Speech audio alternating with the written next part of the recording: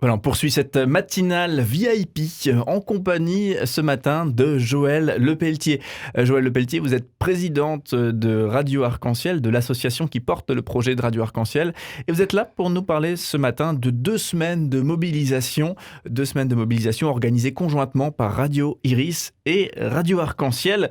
Donc 2 semaines qui permettent notamment de présenter tout particulièrement les projets radiophoniques et qui invitent effectivement nos auditeurs et les gens qui aiment ces projets bien à nous soutenir notamment financièrement. Donc là, pour le coup, rendez-vous sur radioarc-en-ciel.com ou radioiris.fr pour concrétiser le soutien de votre choix.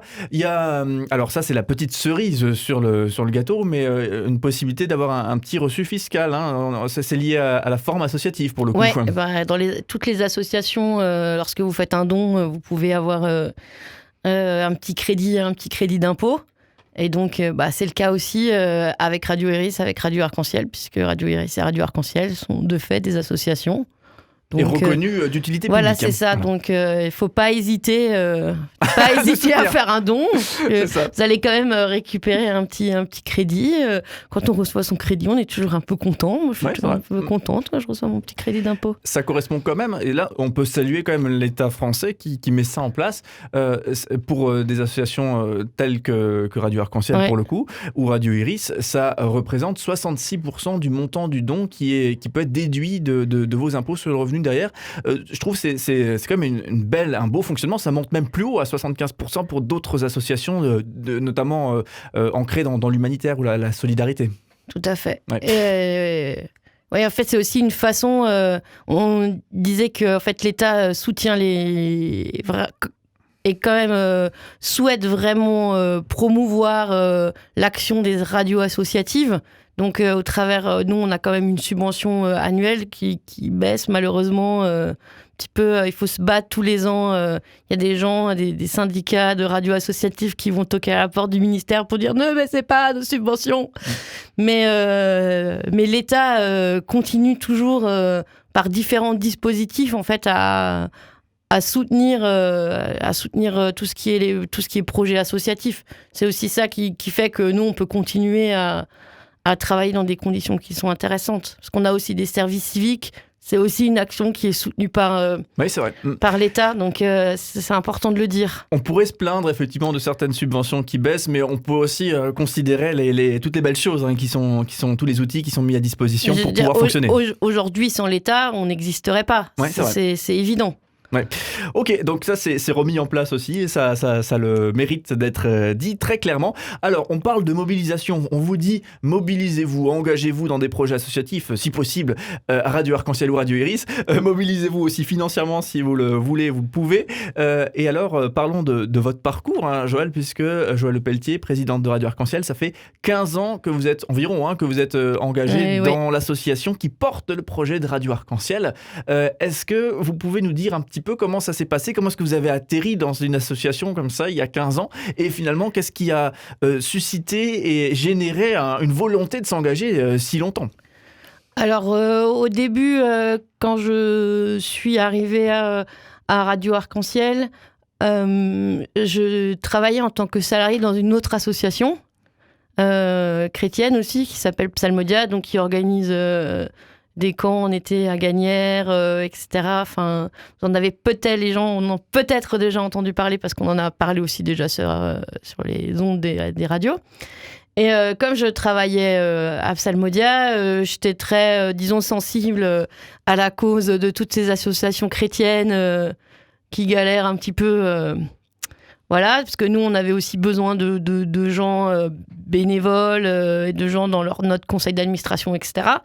Et donc, on m'a proposé de rejoindre les rangs de Radio Arc-en-Ciel pour donner des petits coups de main dans un premier temps. Donc, c'était Éric Mess qui était membre des 2 CA en même temps, donc de Psalmodia et de Radio Arc-en-Ciel, qui m'a ramené à Radio Arc-en-Ciel. Et puis, quand je suis arrivée un petit peu pour donner des coups de main, j'ai sympathisé avec des gens qui travaillaient aussi à Radio Arc-en-Ciel. Et au bout de, je pense à peu près 1 an, on m'a proposé de rentrer au CA parce qu'il y avait plein de gens qui quittaient le conseil d'administration. Et c'est là que je suis arrivée au conseil d'administration. Il faut se méfier, quand on demande un petit coup de main, ça peut se transformer en 15 ans d'engagement. Voilà. pas forcément, mais disons que voilà, ça s'est fait comme ça. Après, moi, j'avais toujours beaucoup aimé la radio. C'est un média qui me... Oui, il y a une histoire personnelle d'affection. Oui, c'est ça qui m'attire. Je veux dire, je suis pas venue dans la radio... comme ça, parce que je veux dire, si on m'avait appelé pour me dire, je sais pas, on a besoin d'un coup de main dans un club de basket, j'y serais peut-être pas allée, quoi. Mais il y avait quand même une histoire aussi du fait que j'avais toujours écouté la radio, aimé la radio. Et la musique aussi, bien sûr. Oui, la musique, bien sûr, parce que voilà, comme... On vous connaît quand même. Oui, comme l'indiquait déjà mon engagement salarié dans une association qui fait de l'artistique, bien sûr, j'avais une fibre pour tout ce qui est artistique. Donc, ça s'est fait un peu comme très naturellement de se retrouver dans une radio et d'être à l'aise dans une radio. J'aurais pas été peut-être aussi à l'aise ailleurs. Et puis, du coup, voilà, les années passent. Alors d'abord, j'étais membre du CA. Après, je suis devenue secrétaire. Et puis ensuite, il n'y avait plus personne. Donc, je suis devenue présidente, voilà. Et là, je pense que plus généralement, les associations ont des défis à relever, des histoires parfois mouvementées. Oui, il y a des gros mouvements. À un moment, quand je dis je me suis retrouvée seule, c'était vraiment, il y avait vraiment plus personne parce qu'on n'avait plus d'argent, on était en dette et tout. C'était vraiment une période très difficile. Et puis avec la baisse de subventions, peut-être des choix qui avaient été faits qui n'étaient pas forcément les bons.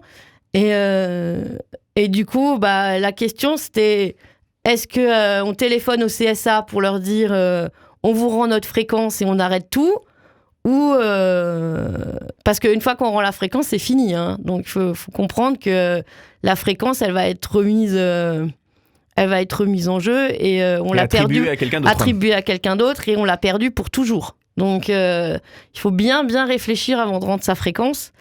Et du coup, moi j'ai bien réfléchi.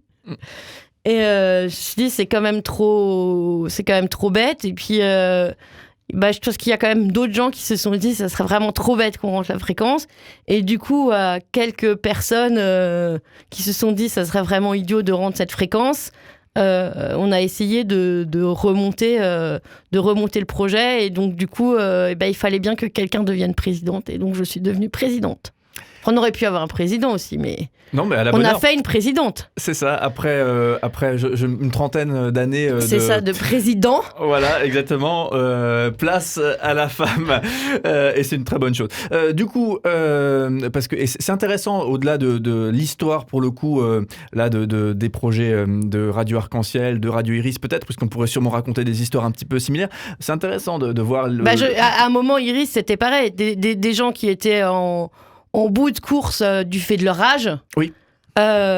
C'était soit on rend notre fréquence, soit d'autres personnes viennent et récupèrent notre projet. Donc eux, ils sont allés vers des gens pour leur dire est-ce que vous voudriez pas reprendre notre fréquence ? C'est là que Raphaël, mon collègue président d'Iris, est arrivé chez Iris. Mais on était un peu dans le même type de situation, avec une fin d'histoire, je dirais.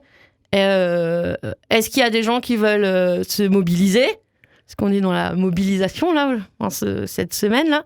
Est-ce qu'il y a des gens qui veulent se mobiliser pour pas perdre quelque chose pour lequel des gens se sont quand même battus pendant 30 ans ?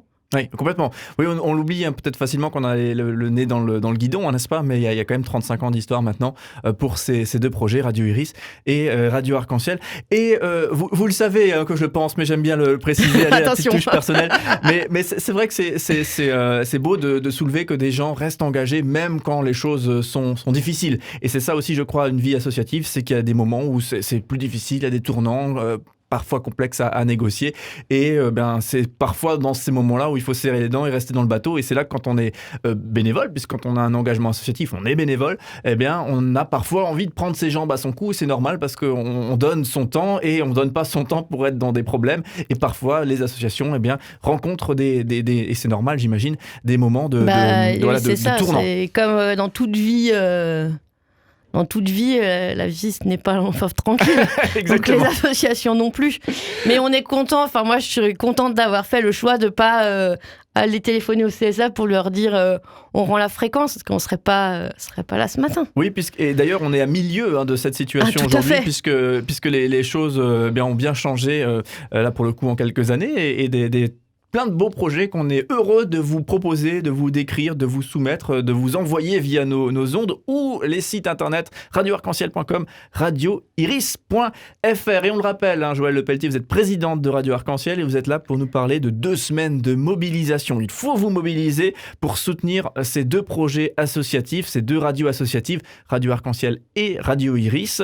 Donc n'hésitez pas, du 15 novembre au 1er décembre, on a ouvert ces 2 semaines de mobilisation comme on le fait depuis 3 ans. On le rappelle aussi, on le disait tout à l'heure, pour les gens qui désirent nous soutenir financièrement, nous sommes des associations reconnues d'utilité publique et ça ouvre droit à un petit reçu fiscal, même un gros reçu fiscal pour le coup, puisque 66% de ce qui est donné peut être déduit au niveau de l'impôt sur le revenu. 2 tiers. Ouais, 66%, c'est énorme en fait. Oui.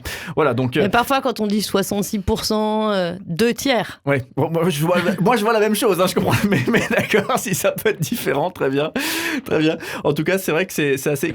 Qu'est-ce qui nous retient ? Bref, allez, voilà, toutes les infos sont données. Joëlle Lepelletier, restez encore un petit peu avec nous. On va encore se retrouver tout à l'heure pour conclure cette matinale ensemble. Et puis, vous vous êtes levé tôt ce matin pour être avec nous, donc on en profite au maximum. C'est une fois par an. Ça, restez bien avec nous, à tout à l'heure.